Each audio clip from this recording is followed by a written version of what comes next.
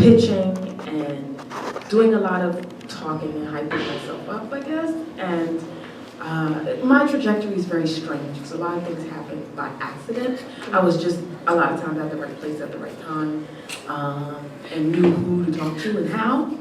And so my very first big gig was writing for Nerdist.com, and then I got the boot from there, and then was freelancing for a little bit, and then IGN reached out and was like, "Do you want to write about anime?" I was like, "Hell yeah!" So I was doing that, and then from there, people started. I'm at the point where people reach out to me now. Before I would like reach out to other people and be like, "Please, reach out." But now, like, people reach out to me, especially during Pride Month. This was a lucrative month. Pride Month, Black History Month, Women's History Month. Yes, so tomorrow's gonna be dry. So, but you know, I've written for the Hollywood Reporter, for Harper's Bazaar, for the Playlist, and a ton of other places that I can't remember that have like offered me some really great opportunities. I was on a panel similar to this at Toronto International Film Festival, and I. Oh, that's what that stands for. You did. Yeah. You thought she was visiting her girl. Yeah. And I also helped usher in an initiative that a lot of film festivals have started, where they're like giving scholarships and paying for room and board for marginalized film critics and media folks to attend these free of charge. I started.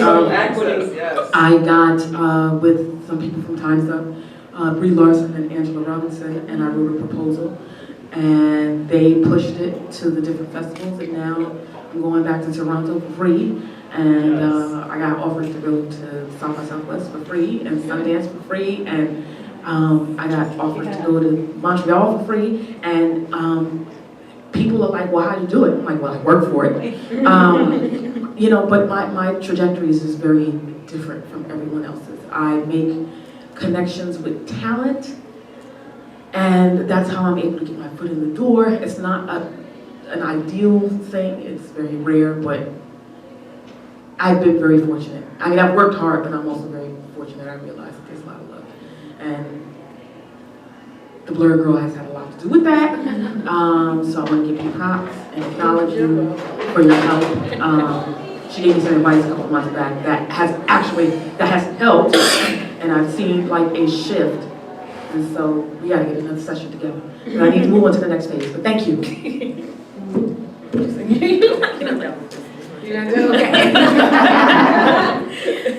Peace everybody, my name is Marie. I am the editor of Taji Mag. I did not study journalism or anything traditionally. Taji's formed from what I felt was a need in our community. I'm a photographer, so and I did a lot of writing throughout college. And around the time that I think right after Mike Brown was assassinated, there was just a lot of negative news going on, and I was just like, we need to get back to the basics of building our community and showing all the positive things that we do. There's too many Black-owned businesses and people doing great things for us not to shine in the light that we should. So I said I'm going to do a magazine, and I had the idea in November, and I did it in December, and I probably should have took a little bit more time to, do a whole magazine, but throughout the volumes, it's definitely grown into what it is now. I'll try this one. What's up, everybody? I'm Karama, aka TheBlerdGurl. It's funny. I do a lot of different things. Most people know me for TheBlerdGurl, which I started. Actually, the concept for TheBlerdGurl started in 2014 when I was recovering from a stroke, which is fun. Yeah, I don't recommend it. That's not the way you should do it. I have a history of working in production and post-production. I'm a trained editor. I've been editing commercials and promos for years. And 2013 was a rough year. My father passed away. I was going through a divorce. I almost lost my house, and then I had a stroke. So I was in the hospital, and I've always been a geek. I've always been a comic book reader, an anime watcher, all of that. I have a household. Like, our family has a Crunchyroll account. This is what we do. Which reminds me, I have to call my brother because it's his turn. But to pay. But I was literally working on a promo for Discovery Channel and another one for Nat Geo when everything went down and I was actually out of town. And I'm in the hospital over Christmas going, I'm not gonna die working on Naked and Afraid. That's not gonna happen. And I said, God, if I can get out of this, I want to do I want to do something that deals with comics and pop culture, which is what I love, and I want to be able to help people. So that day, BlerdGurl was born. Thailand Media and Thai Inc. had been around for a while because that's what I was freelancing under. Jump forward to recovered, doing much better, thank you, I'm okay. Had to learn how to walk again, learn how to use my hand again, but I'm okay, I'm healthy, I'm all right. But that's how I can get through Twitter. Because people are like, oh, how come you don't get, none of this bothers you? I'm like, because I'm walking. Perspective, now you have it. So jump forward to, I went back to editing, was freelancing and stuff, and one of the production companies I was working with was like, we gotta go to San Diego Comic-Con, and we don't know any of this stuff. SYFY's hired us, and we need an editor. Do you know comics? I'm like, have you met me? Okay. So I went out to San Diego Comic-Con on SYFY's time, but actually not directly. I was hired as an editor with a team of editors working in, y'all don't realize the hotel rooms that are next to most of these big conventions are full of production people and trucks and things like that. I was in one of those. And just a room full of other guys cutting a bunch of promos and things like that. And I'm in there and I'm realizing that the majority of people from NBC don't know what they're looking at. Like they had they'd announced the new Doctor Who, they had the whole team up there, they had Peter Capaldi, everybody's up there. Nobody knows who they are. I'm like, you don't know who is? They're like, the old guy. I'm like, Peter Capaldi? You know, and like all kinds of things. And I realized that it's really about the people that are actually doing a lot in quote unquote geekdom and geek journalism are doing it because they have access. Because when mainstream is now sort of, mainstream media with the MCU is now, I don't want to say weaponized geekdom, but they have basically sort of co-opted it. So their version of it is like, how can we make money off of it? But the people behind the scenes, most of them don't know what they're looking at, which is why you end up with shows that don't make any sense. Like, you know, Iron Fist. Anyway, so what happens is I realized, and I've been able to do a lot. I literally took that, parlayed that into, hey, having conversations with producers. They were like, hey, you should maybe pitch us a show. I pitched 7. They picked 1. And that is actually how I spent the majority of last year, working on a show for SYFY that nobody ever watched because never even promoted it. But that still got me behind the scenes and working with and talking with people. And they kind of felt bad when the show went under. So they're like, well, maybe you should write a column. I'm like, I could write a few. That's how I actually got the column. So basically, I've had the production, post, writing experience that I was trained for a while. And whenever I'm in a room, most people don't quite know why I'm there. And so I have all the access I've been able to do again is because I've been literally there and people have been discussing things in front of me and forget that I'm there. So it's sort of like the spookettes who sat by the door. So I get this, you know, information. And then the other thing I'm noticing is all of the artists and all of our people who are involved, people of color, women, marginalized voices, who are trying to be heard that don't realize how easy it is to be heard if they only knew the rules and the access and what the language is that a lot of these mainstream sites want to see. So that's what I do with Thai Inc. is behind the scenes. I do consulting and things like that, majority with artists. I do a lot of crowdfunding. I call it ghost crowdfunding. So basically you're trying to crowdfund a comic book, you don't know how, you pay me, I do it, it just looks like you're doing it. And I've done that several times, raised money for comics, publishers, things like that. And they've all been very successful, and it's all been sort of and it's not that I don't want the credit, it's that that's not the point. I don't want to be the only one. I want to have more people, because there's more stories to be told. I'm not the only person to tell them. So my angle on journalism, and specifically indie comics, which is what TheBlerdGurl focuses on, is really shining a light on a lot of the artists and people that are there with the access that I'm given. And for Thai, it's more about showing people this is what a press release is. This is how to get through a press junket. This is what they're looking for at these outlets. They're not going to see you. It has nothing to do with what you look like. It has everything to do with the fact that you didn't form your email in a way that they're going to respond to. Because they got 900 emails. And if it doesn't look like what they're used to seeing, they won't open. So just stuff like that I'm just trying to like shine a light on. Hi, Foxy. Oh, hi. This is Foxy. I'm gonna do your intro real quick. Let's grab that up. So Foxy is here now. So Foxy is an independent blogger list, or is it a journal blogger? Anyway, she offers smart, frank, irreverent, and passionate commentary on life and pop culture from a Black feminist lens at her online foxhole, FXJB Foxy Jezebel. That's foxyjezebel.com. Foxy's work has been featured on popular sites like The Nerds of Color and SYFY. You can find her on Twitter at Foxy Jezebel, pondering how to decolonize pick-me logic and why more people don't eat sweet potato fries. What? So the question, Foxy, is how did you get started doing what you do? How did you end up here? Well, I started really getting into the more writing side of doing creative things, because I've been drawing my whole life, loved comics my whole life, been a nerd my entire life.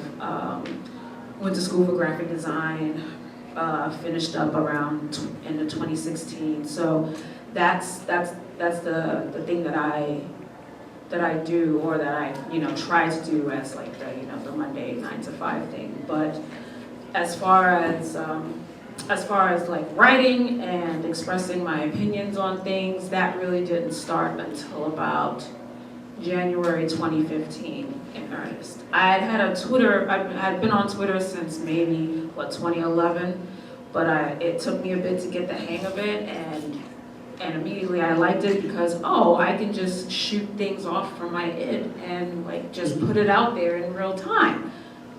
And I'm pretty loud and I have a lot of things to say at times. Great. So it started off like that, and then after a while, the more people who were like, hey, you actually have something to say, and you're actually smart, I want to follow you. The more that sort of built up, the more I was like, hey, well, maybe I could, just have a blog and just start talking about these things. Not just review things, but go into critique and commentary about issues that are important, because sadly as an Aries, there's a lot of things that are important to me. Like I'm a nerd, I'm a Black feminist, I'm a humanist, I'm an atheist, I'm a progressive, and all of these things intersect in issues that are going on today and in the media that I consume. So it's important for me to really to sound off about it. It didn't really start to become sort of a professional thing until thanks to Karama. BlerdGurl. Oh my goodness. Job. Come on, paid and whatnot. I see so many like great writers who I love and who I'm lucky enough to know real life and be cool with, actually putting their stuff out there, and it had already taken me such a long time to even want to put things that I draw on like Instagram or something, because I was always very protective and always felt that that what I want to put out there is never quite ready. But I had an idea about a certain book called X-Men Red, it was a really good, sadly it was a miniseries, but at the time it was a really good series. And I had an idea for an article, and thanks to Karama, she connected me with the editor for SYFY Wire.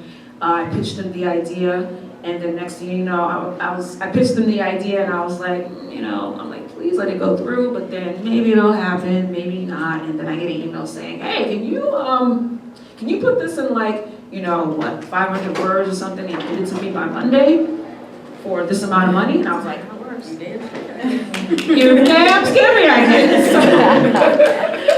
So Get that paper. So give me the paper. So my very first article in a mainstream place was for SYFY, and it was about how X-Men Red was the comic to read for summer 2018. Very happy about that.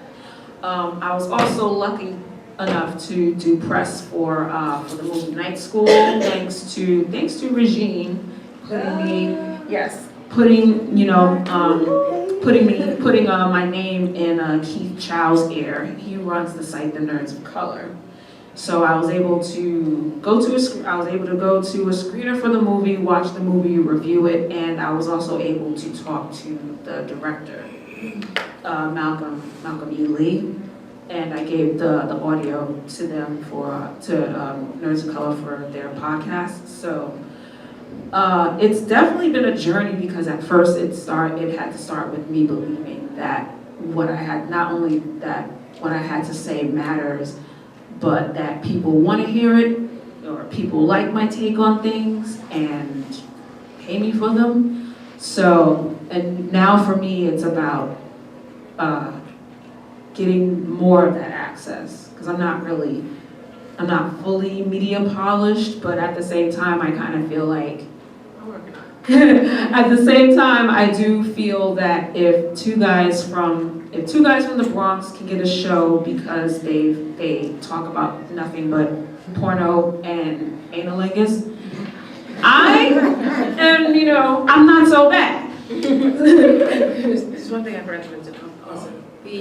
One thing I forgot to mention is that before all the sci-fi and stuff like that, I had written, and it's funny because the stuff, and you probably can relate to this, the stuff that you write that you're like, oh, I'm just gonna bang this out and go to bed and put it on my blog, that's the stuff that tends to go viral. And the stuff that you research and you work and you pitch or whatever, like crickets. So yeah, I had written this little rant called 25 Reasons You Don't Make Any Money at Comic-Con. And it kind of went viral. It kind of went viral by accident, because I was talking to so many different indie comic creators who were telling me like, oh, I wish I could make money, but I would see their tables or what they were doing or what they were presenting, and it's like, it's not difficult, oh my God. And I just sort of like banged this thing out. And then all of a sudden I had like people from Marvel like, so we want to know who exactly you were talking to. I'm like, oh wait, no, that was my head. I didn't know anybody. But you never know what's going to resonate with somebody also. And the one quick piece of advice I will always say is have your own something, podcast, website, or something to put your voice on. Okay, y'all covered so much. I'm gonna skip a bit ahead. I'm saying I'm skipping ahead because I don't want y'all to think this was my actual next question, but we're here already. So what I want to know though is how do your intersections, and we're all black women here, I want to know how do your different intersections, which we each have different ones and so many different ones, how do they affect your work, the work that you produce, and how do they affect the experience that you have in the space? Karama, you said something interesting. You said that it's not about, and maybe correct me if I'm quoting you incorrectly, but you said it's not about who you are. I don't know if you said this or if I heard this. It's not that you're black, it's that you're not writing whatever you're supposed to write correctly. Well, until they meet you. Then it's okay. Totally. I just want to clarify that. I just want to know what you're talking about. Okay, all right, cool. So now that we've gotten that clear. No. You don't misunderstand. Until they meet you, but you want to get that meet. And that's the thing. Like, I literally have been in meetings with people, and I know nobody wants me there, but I'm the only one who can get you what you need.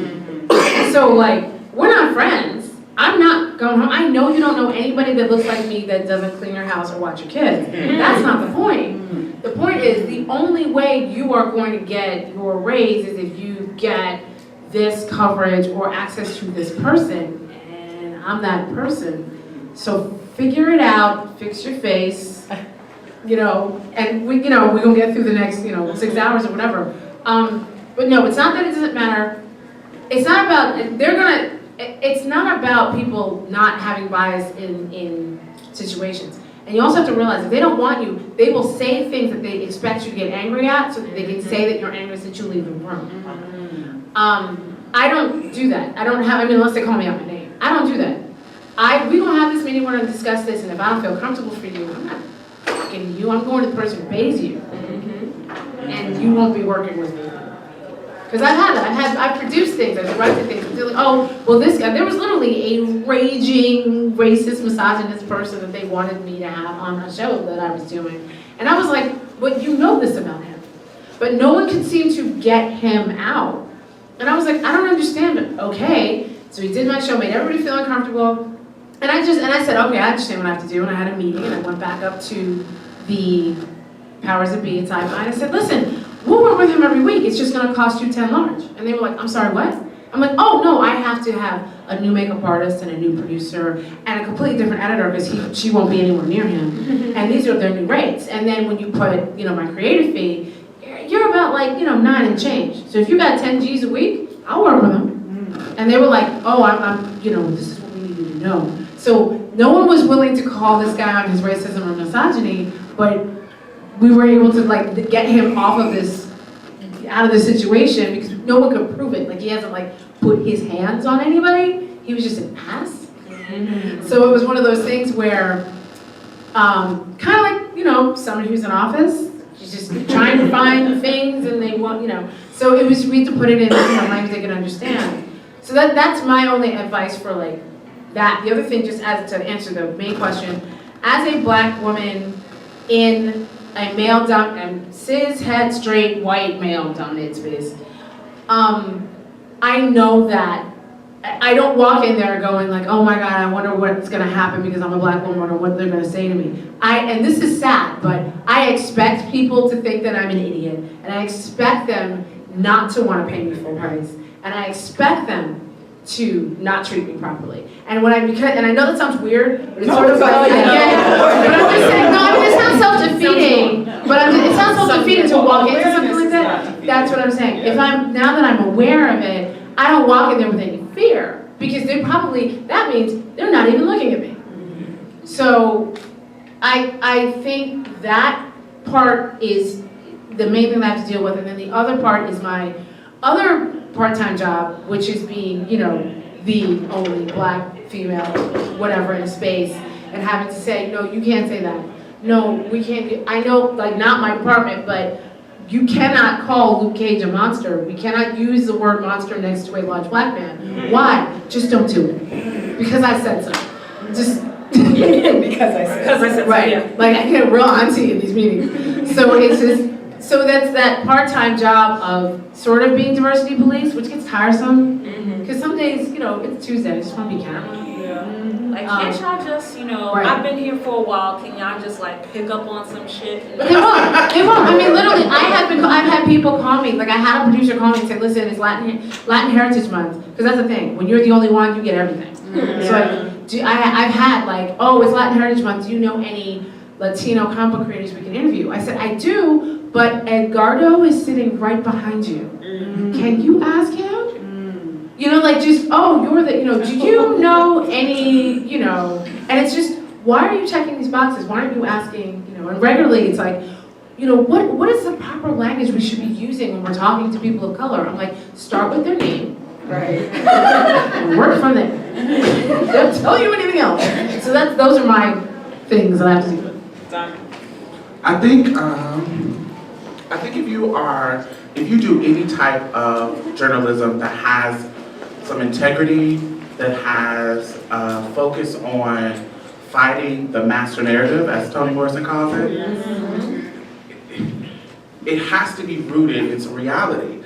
And a lot of people that are marginalized have a lens that other people who have biases and who are blind to certain things, the colorblind people, I don't see color, or I don't see this, and I just think of you as we have a really particular lens, and so we're able to see from a perspective that you just may not, or trying to think of an example.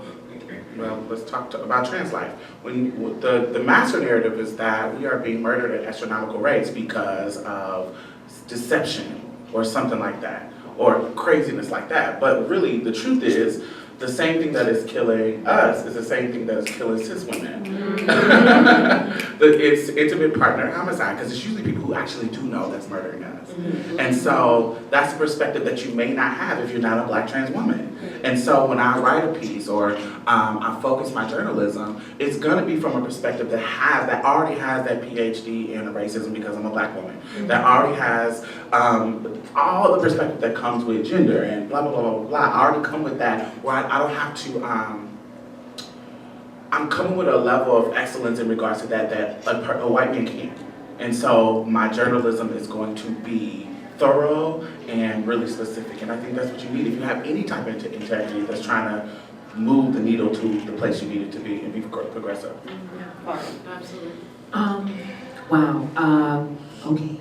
It's been a little difficult as far as the intersections I exist at, because I get contacted a lot for queer things and queer narratives or LGBTQ because I identify as lesbian, but they forget sometimes that I'm a Black woman too. So I don't always get those offers.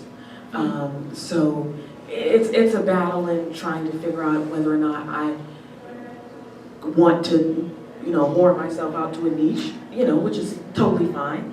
Or try to be more well-rounded, because in film, like, I want to talk about queer film too, but I want to talk about Mission Impossible and, or, Shaft and, those things that I want to talk about as well. I think that, misogynoir plays a large part in it, and people think you lack the intelligence, and people don't think I can have a conversation about film and things like that. So I get pigeonholed a lot into categories. You're seen as the expert. There's nothing wrong with being seen as an expert. I just find that sometimes as a woman of color or as a queer woman, it's hard to break out of that when you want to transition to something else. At least that's been my experience. I know that's not always the case. So, when I want to pitch to a certain outlet, whatever, it's hard because they'll, ignore you until you call them out, then, which I've done a lot less lately, and following more of the WordGirl's model of just sort of just not doing that. But Wait, I didn't, just for the record, I didn't tell her to stop. I just want to get paid for it. Well, that's don't put it all over Twitter, write it in an article and get a check. Well, that's the thing, and that's what I was doing. the key advice? That was good advice. Your tweets be mad short. Let's just call all the gems. Didn't I tell you this month was lucrative? Okay, so Hey, Black women. And that's kind of what I've encountered. But again, as a freelancer, it's more difficult than if I was a staff writer, because being staff opens you up to a lot of different opportunities and a lot of access you may not get as a freelancer. But I think people have to also understand that once you get in the door, it doesn't mean that the battle is over. You're just going to experience another level of misogynoir or whatever once you get in the door, because a lot of these companies are not prepared to, don't have the environments to host diversity and inclusion and equity. Because they just don't, they've been so used to whatever they have, they're not used to hosting any. Yeah, they cater to whiteness, so they can't. Once you get in the door, they want you to cater to your demographic.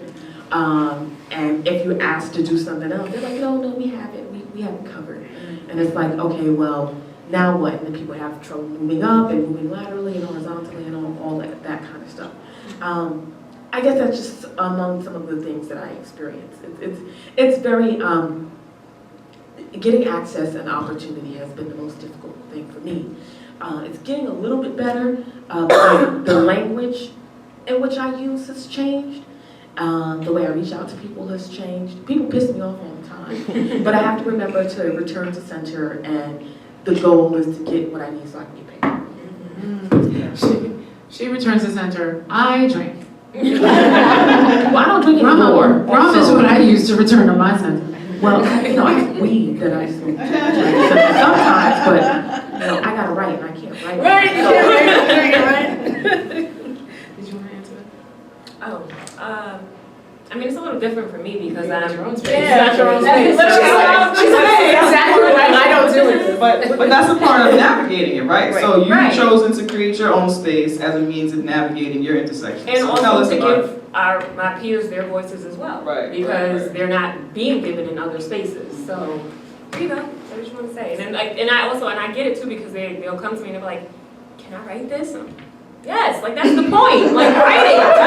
Tell me. We want to hear it. We want to hear it from your perspective and your voice and the way you say it with your curses. Like there's no, filter or center in, in that sense. So she's right. So we can talk. Yeah, like that's what but yeah, that's essentially the whole purpose and point of Taji is our stories from our voice, our images from our viewpoint, and yeah. But do you meet any adversity with you have your own thing, but do you experience anything external for having that? I'm sorry. All the time. That's why I'm asked all the time, is it racist to have a black magazine? Isn't it racist to have a black magazine that only features black people and stories we're not written by doing black that people? today. Like,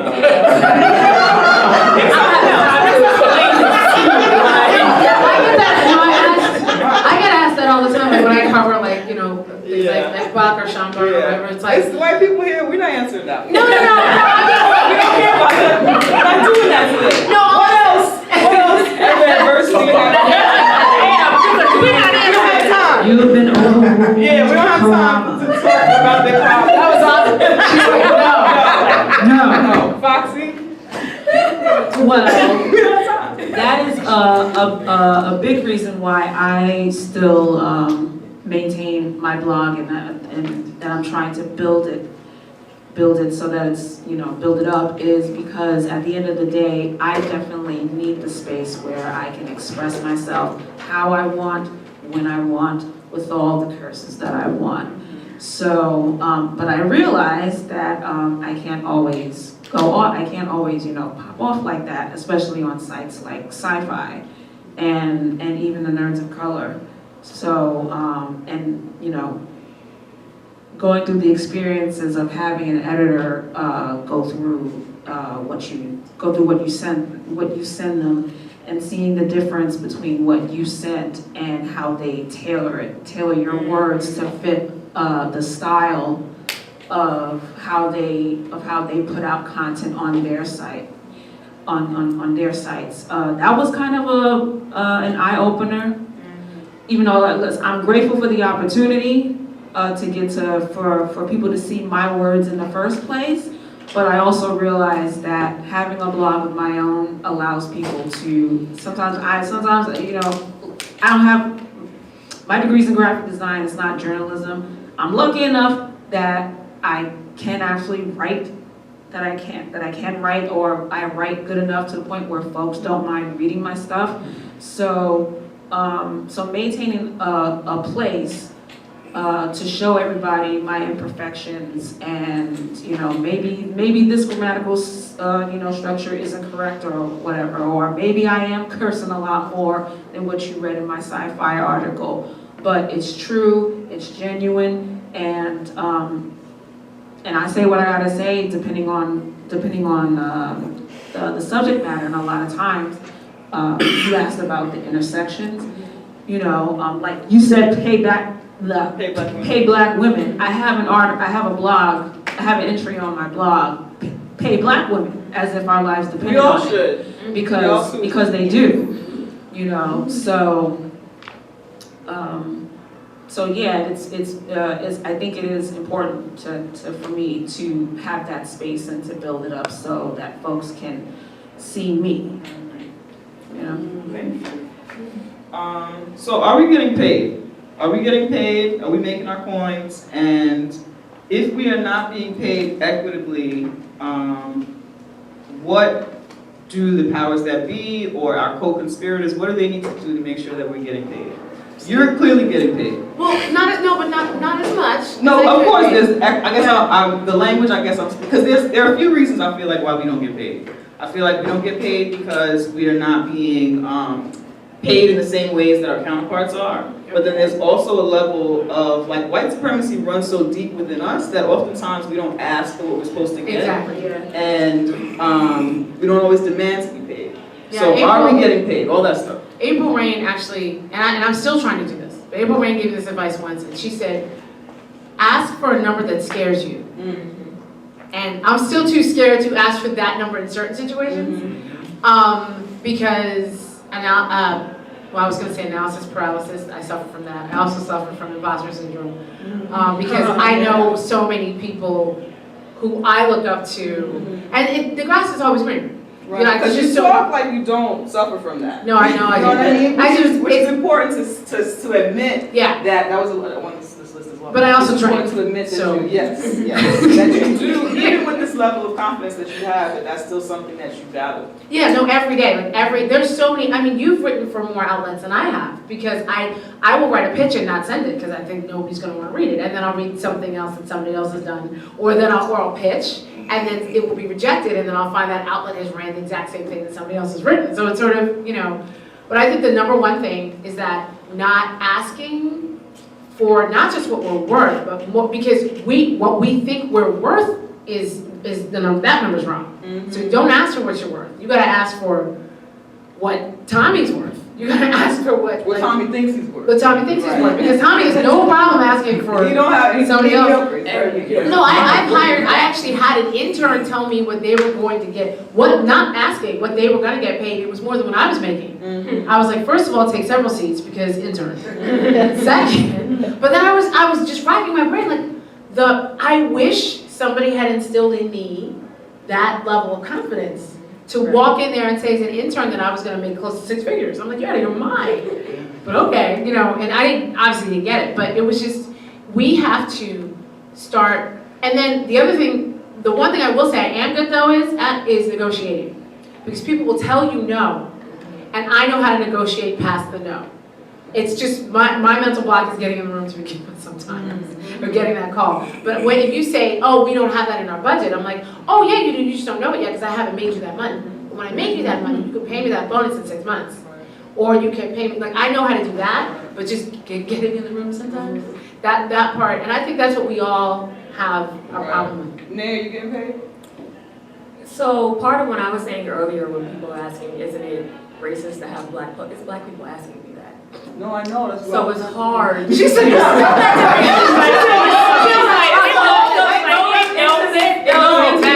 right, no, I'm gonna let you know.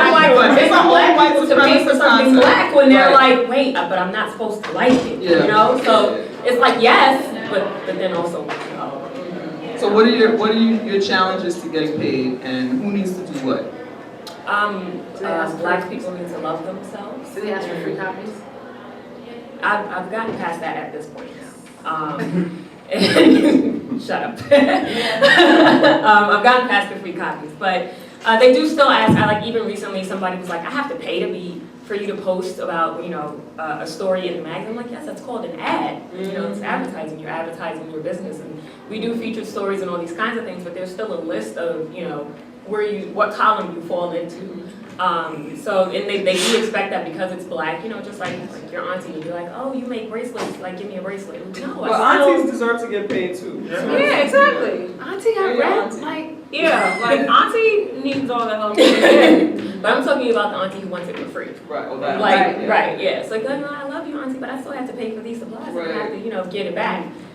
So it's that kind of that thought process of it's black and I should get it for free, or I'm afraid to say that I should be able to love on this. Those are the difficulties that I really find with it, but I navigate around it as best as I can. Enough to be sitting here and still doing it 20. Coming up is 20 volumes. I was like, wait, what number are we on now? Don, you get paid? No.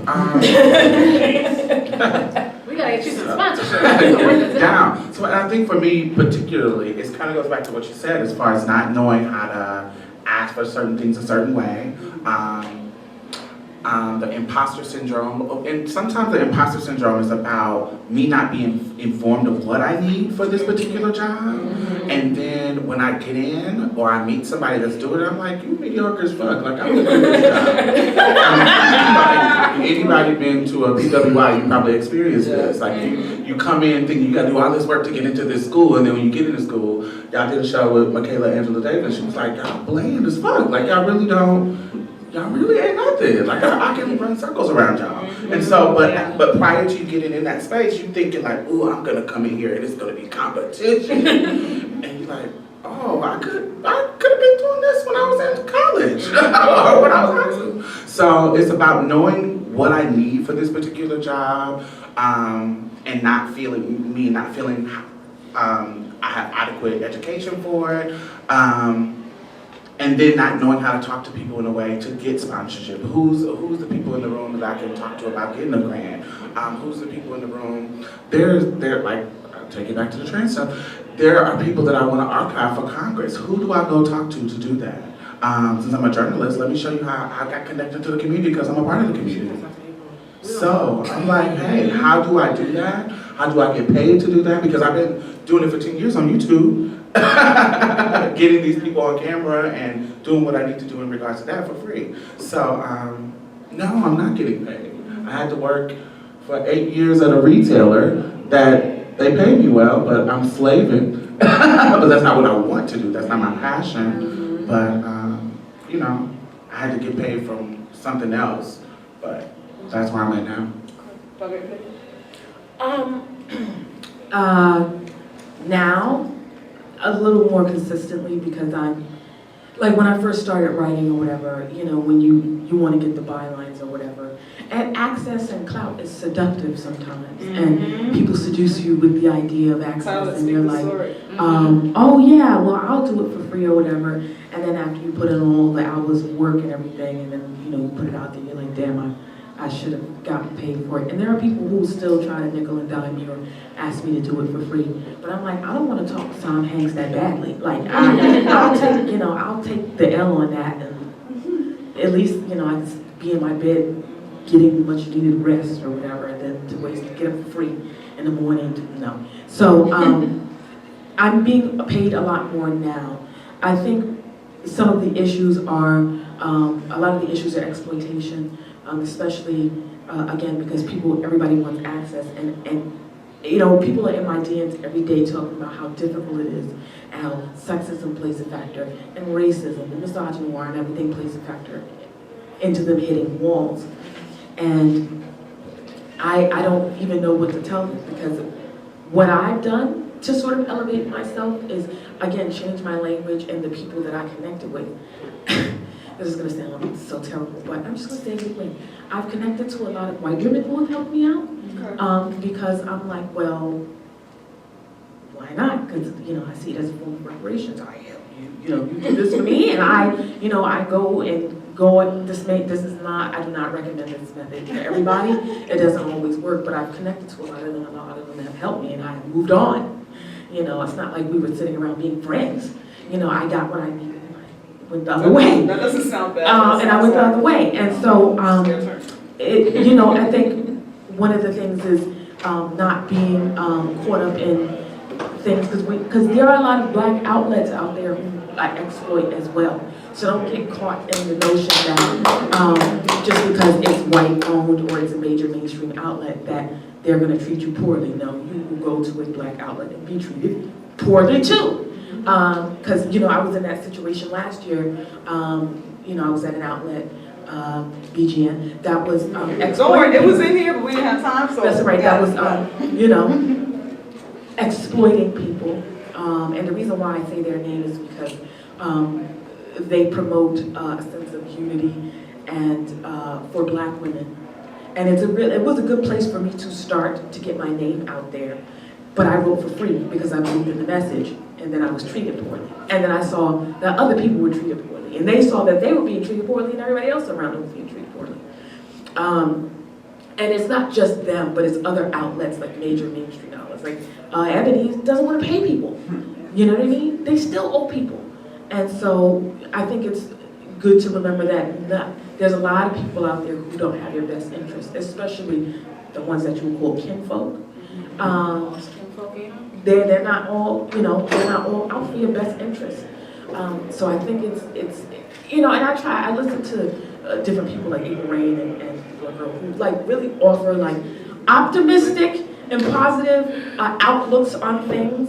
But I've been disillusioned a lot by what's happened because, people mistake your kindness for being able to walk all over you. And so you produce all of this work. I produced 50 or 60 articles for BGN, and I didn't get paid once, because I believe in the message, and that's not right to seduce other young Black women who are trying to get involved in things like this, or anybody from any marginalized community to take advantage of it, because we work too hard.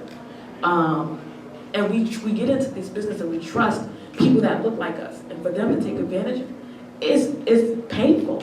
I'm still it took me a while to recover from that whole ordeal with FanCon and everything. Yeah. I couldn't believe it. Yeah. It took me a while to write again, because I was at a place that I was used to, and I could write what I want, and I was among my peers, and now I was out amongst the wolves, and I was like, I have to start all over.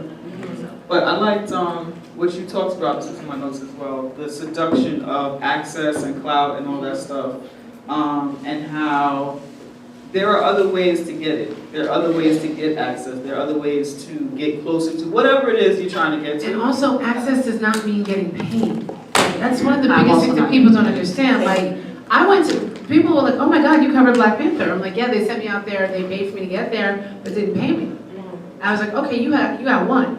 Every red carpet and every on-camera thing that I've seen since has had a contract attached to it. Because it was like a last-minute thing, and I wasn't gonna say no to the red carpet Black Panther. But at the same time, I was like, wait, what? And there's no makeup, there's no hair and makeup. What are you talking about?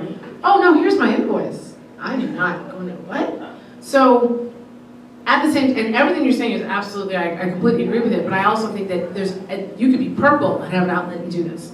The thing that we have to stop being blinded by is, oh, this is a friend, this is a relative, this is somebody who looks like me that it's business. So they could be another sister, and if they don't want to sign the contract or sign the release form, don't do it. And that's the part that we have problems doing. Is like, well, I don't want to say no. You have to be strong enough to say no to save that part of yourself. But a lot of the access you get is not to get paid. And I told people this, I got paid a lot more when I was producing a show that nobody ever saw. The access I get is actually coming from, and you also have to believe in your own brand. There's things that I get now because of TheBlerdGurl, not because of SYFY. And I will get paid as, sometimes I'm bringing things to SYFY, do you guys want to pay me to write this? Because other people will. Sometimes I, give them first dibs because it might be part of, it might just business-wise make sense.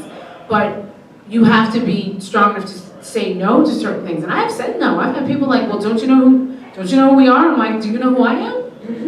And everybody up here should be able to say that. So yeah, that's the thing. The access does not equal money.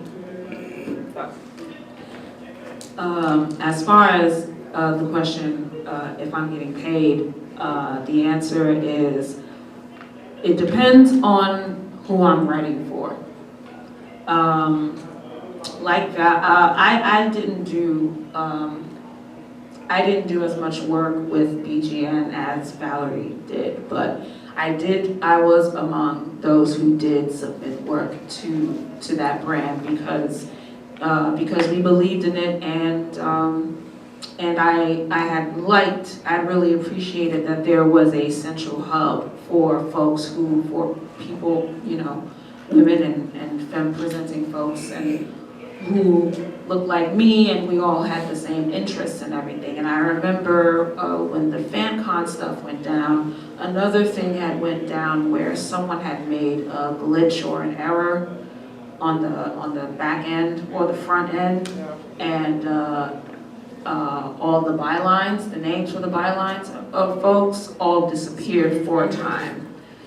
And even though it was rectified, still to see a brand that you believed in at first just treat the folks who bled for it, essentially, get treated so harshly, so cruelly. And also due to the fact that this brand is, it's sort of, there's sort of like a I'm going to call it a Nicki Minaj-esque type thing to it, where where a person or a brand, they're used to being the main thing that's popping for a while. And when they see folks on the come up, like Val said, they'll try to seduce you with the clout and a little bit of access or whatever, but just to get you to do whatever for, you know, with them or for them, under them. You know, with entities like that, it's not about, you know, it's not about sharing the access. You know, it's not about reaching down to lift somebody else up. Like, hey, you know, why don't you pitch this to this person? Why don't you pitch this to that person? You know, I'm still more on the indie side because I'm not at the point where I'm pitching to other outlets or other places more regularly. And there are places where I would love to have access to be able to do press or be able to speak to this person or interview this person or review this book or review this movie, but I still don't have, you know, the keys per se. I only have maybe about one or two. You know, Karama gave me one, and I have the other but it's more on the indie side with, you know, anytime a small indie movie is coming out, someone from Subversive Media reaches out and says, hey, we're going to be showing this at this time, and so can you, you know, or somebody send me a screener and I can review it and things like that. But as far as getting paid consistently, no. And I think that's mainly due to still not having as much access as I need to sort of, you know, kick the door down and to do this and this and this. And I think that, and I wish that more folks who have the access would reach back. But you don't always see it because, again, you know, they're kind of Nicki Minaj about it. They want to be the only brand or entity out there doing these things, and they don't really care about anybody else.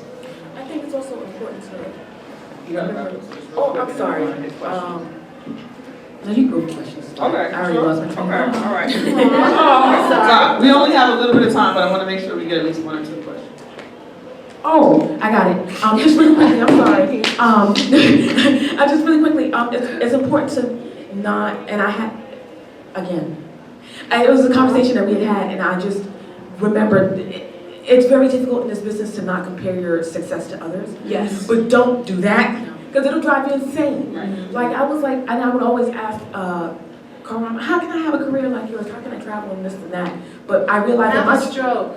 No, I was just saying, oh God, no. See what I mean? I don't want that. My trajectory is just not like hers. And so I should embrace that and go on the trajectory that's meant for me. Exactly. That's it. Hi, so I'm Loretta Green Williams. I'm with PM Magazine, Fashion Forward Magazine for Caribbean diaspora women. I'm saying that because I'm giving you my card with sidebar. There you go. So this is the real deal. This is my body. All right, so I'm a post-colonial anthropologist. I have a doctorate in social and cultural anthropology. There's a couple of things you said that I wanted to respond to. The first thing is you were talking about the situation with white women providing access. The Miss Anne syndrome, there ain't nothing wrong with it. Because sometimes you need the Miss Anne syndrome, and that's something I created in my work. You know, you're gonna have a Miss Anne because they need a level of liberation of themselves, helping the poor pick-me. It is a reality. So my daughter, for instance, is a filmmaker. She's always been the only black girl. She's dating Renee. She wrote The Perfect Match. And she just landed a deal with Lawrence Fishburne's group and Viola Davis. So we're getting ready to see some serious stuff about sci-fi, because everybody wants to get in sci-fi in Hollywood now. She's still there. So the reason why I'm bringing that up is because of The Perfect Match, when you was talking about those with access and not accepting and loving each other from a social economic perspective, she went through that. I mean, where they just took her money, something fierce that she came home and cried. She didn't want to go back to Hollywood, so that's what I'm almost done, baby. Okay. So the other thing is, remember this, all that glitter ain't gold. No, it isn't. Okay, and that The only aspect of mentoring is to love yourself first. Get out of the internal colonization of thinking that you're not worth it. You're far worth it. Thank you. Because I'm one of them that help you get through that, okay? Thank you. To God be the glory. Thank you so much. Is anyone gonna die if they don't ask a question? Y'all okay? Anybody gonna die? All right. So these are all of our Twitter handles. Follow them. Everyone here has amazing conversations and dialogue. This conversation continues. I've seen it happen without it being moderated in this way. So if there are gems and jewels and things that you want to get, you can get them from online. So thanks everybody for coming and thank you all. I just want to promote my comic. Yeah, do it. I'm working on my very first comic book that I worked on called Breakfast for Genesis. Just launched the Kickstarter. So you can go on to Kickstarter.com or go to my Twitter to find the link. I would appreciate it if you could share it or please back it. It's my very first work. It's about a superhero who's a Southern Black queer woman who is a former trained assassin now on the run. It is co-written with Stephanie Williams, who is a mother, and I'm a queer woman, and together we put all of the different elements that make us unique into this character. So I would appreciate it if you can at least share it. Thank you.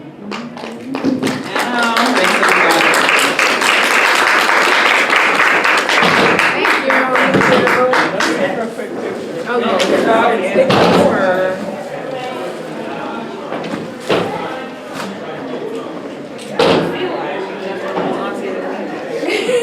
know, they're like, I was like, okay, what's light?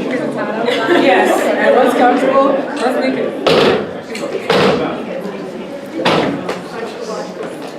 you know, everyone's getting up, it's like, yeah. Where are we looking? I was gonna say, just right there. Look at Adidas. She's definitely important camera. We're all looking in weird ways. Yeah, I mean, that's what Okay, now look at She's got the cannon. We gotta look at Yeah, I got it. Thank you.